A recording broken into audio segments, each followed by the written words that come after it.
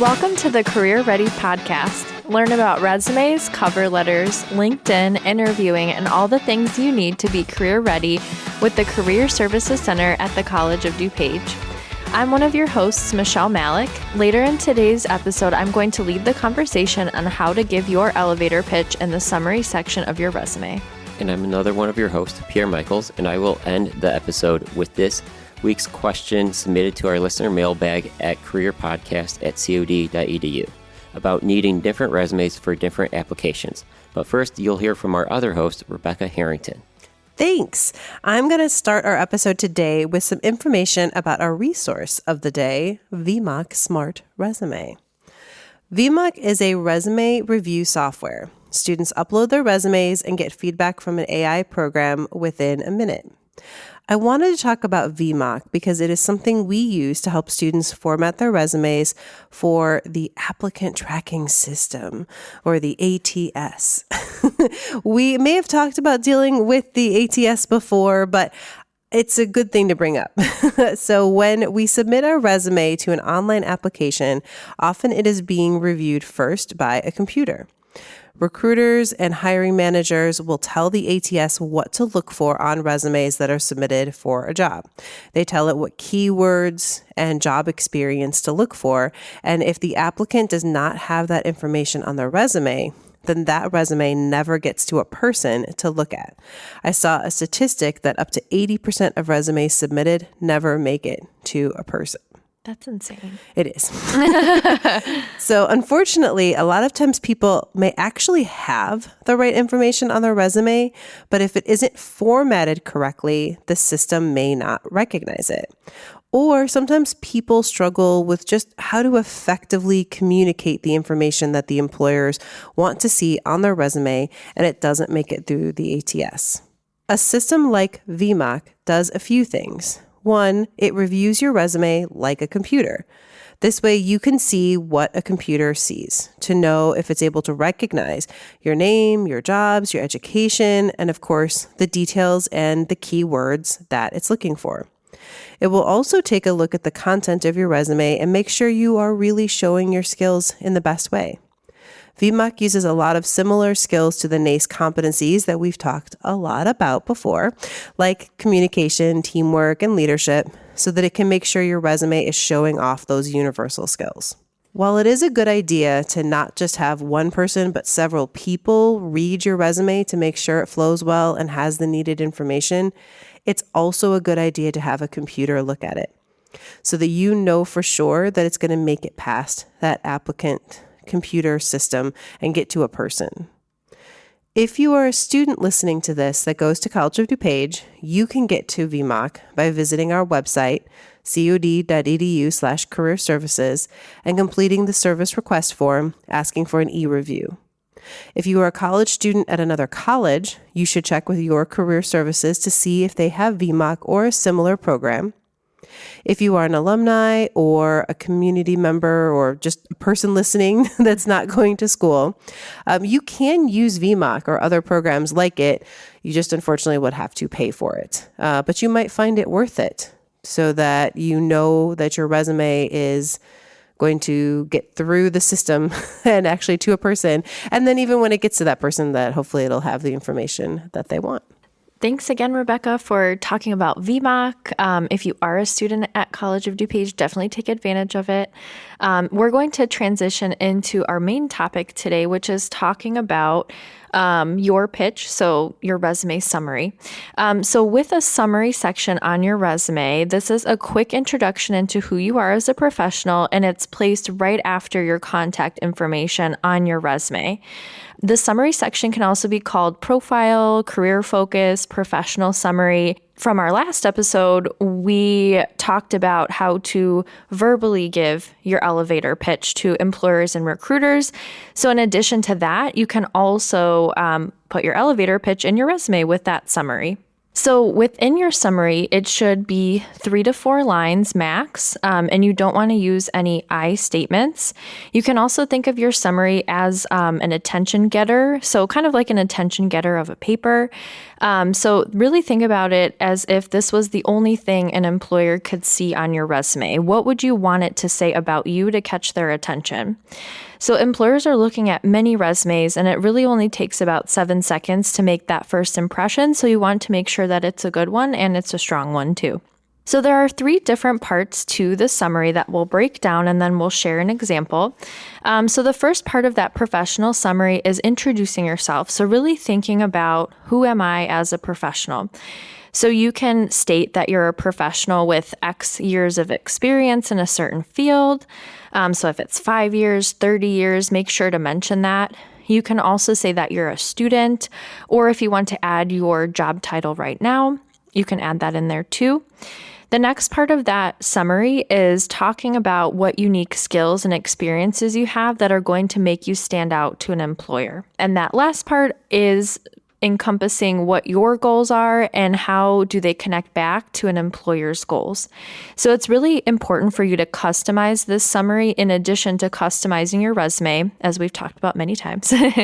But really customize that summary to each job posting. It really shouldn't be generic because employers are looking for different types of skills in candidates and they want different things. They also have different goals and a different vision, mission, and things like that. So I'm going to share an example and we'll break it down together. So on this resume, someone introduces themselves as an innovative graphic design student with strength in logo development, InDesign, and CAD software, offers practical experience from a digital marketing internship, and a drive to remain skilled in the latest trends in design while staying true to brand. So the first part of this is this person identified themselves, right? So they identified themselves as an innovative graphic design student. So we already know who they are. The skills that they shared are they have skills in logo development, InDesign, CAD software. They also mentioned a digital marketing internship, which could really set them apart from other candidates. And the last part of that professional summary was talking about their goals. So they said they wanted to remain skilled in the latest trends, stay true to brand. So this specific part, like I mentioned before, could have come from a company's website or a position description. So it's really important to incorporate that within your professional summary. What'll help you in developing this professional summary is definitely looking at resume examples. I know it can be, again, kind of tricky to formulate everything. And also, if you want to see a career advisor or career specialist for help, they can also assist you with that part of the resume and obviously the rest of your resume. So with that being said, Pierre and Rebecca, what are your thoughts on the resume summary?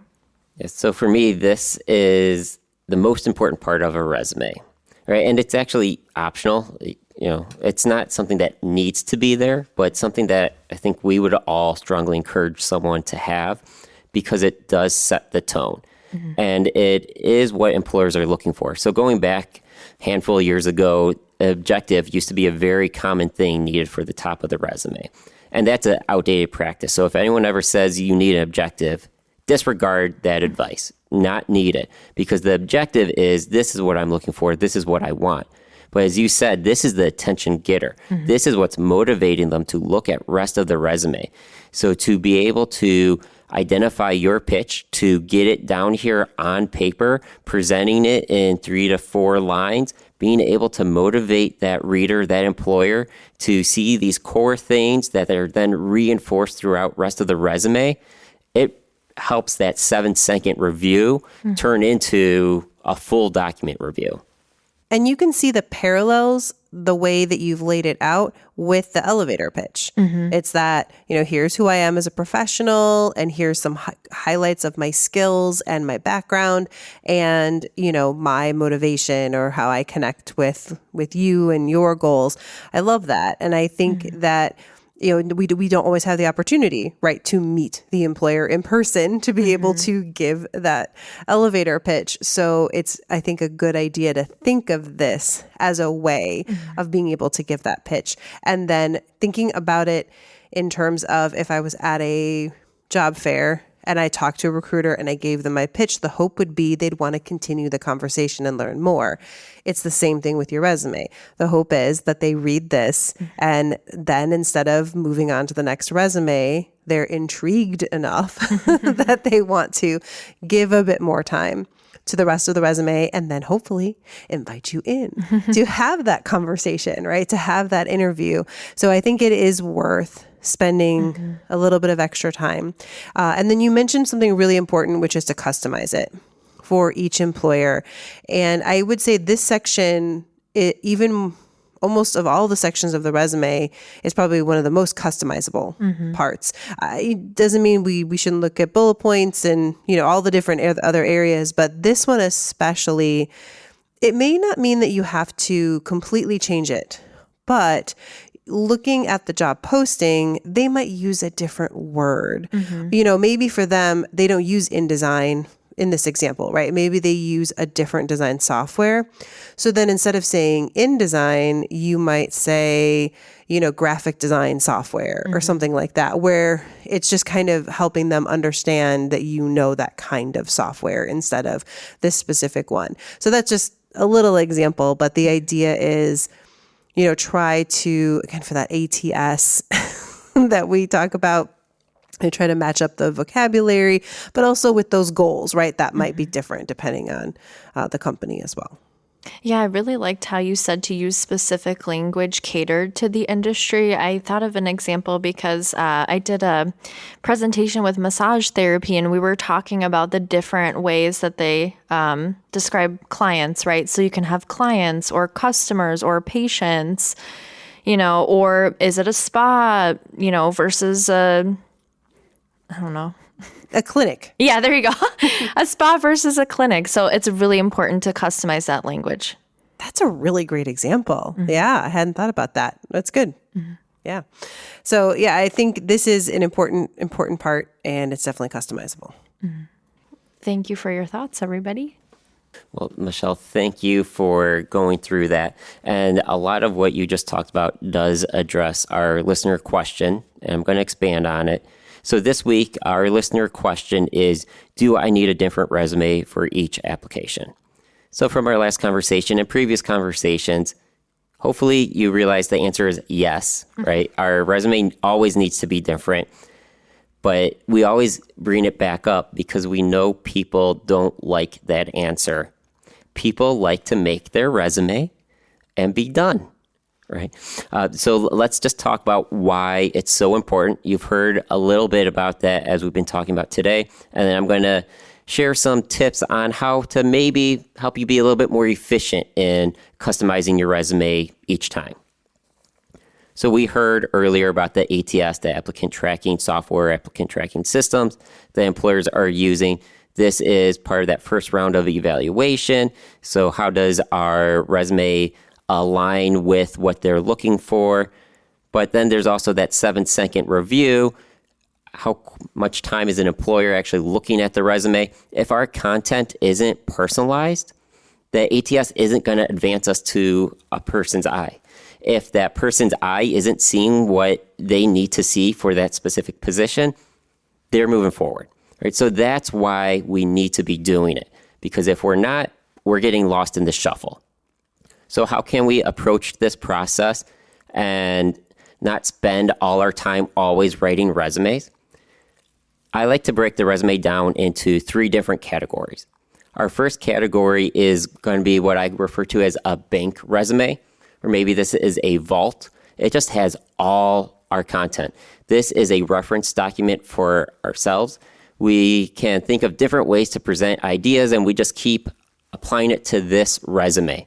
This could end up being 8 pages, as long as you need it to be, but it's just a document that you could go back to and look at as you're doing your research, as you're identifying these industry terms, different ways to explain your past experiences. You have that all in one centralized location. So then once we build that up and we're set to start doing some job searching, we can transition into this second category of a resume, which is our targeted resume. So now we're looking for jobs, and we identify different job titles. So maybe I'm looking for jobs X, A, and Z. So now that we have these different targeted goals or these objectives that we're seeking out, we build resumes for each of these different job titles. So we can go back to our bank resume where we have all these different ideas and start pulling that together. We could go back to our research and identify, here's how we would describe this job. So now we have these different resumes that are targeted specifically to job titles. So once we have those built up and we're actually searching for jobs, now we find a posting for job X. So we're going to take resume, our targeted resume for job X, and we're going to read that employer's job description. We're going to find their language. So now we just go in and we massage that targeted resume to make a tailored resume. So now this tailored resume has that specific language of that employer. So then when we submit it in that application, it's going to have what that ATS is looking for, because that tends to be more of a keyword search. We can also make sure, or it's going to have that language that's going to intrigue that employer. We make sure that we're emphasizing this in that summary to draw them in throughout the bullets, these other areas to reinforce these core ideas. So now that employer has looked at this tailored resume that we made, and we're gaining our success. So yeah, that's a lot of upfront work to think of different ways to present that information on a bank resume, and then you start building these different targeted resumes.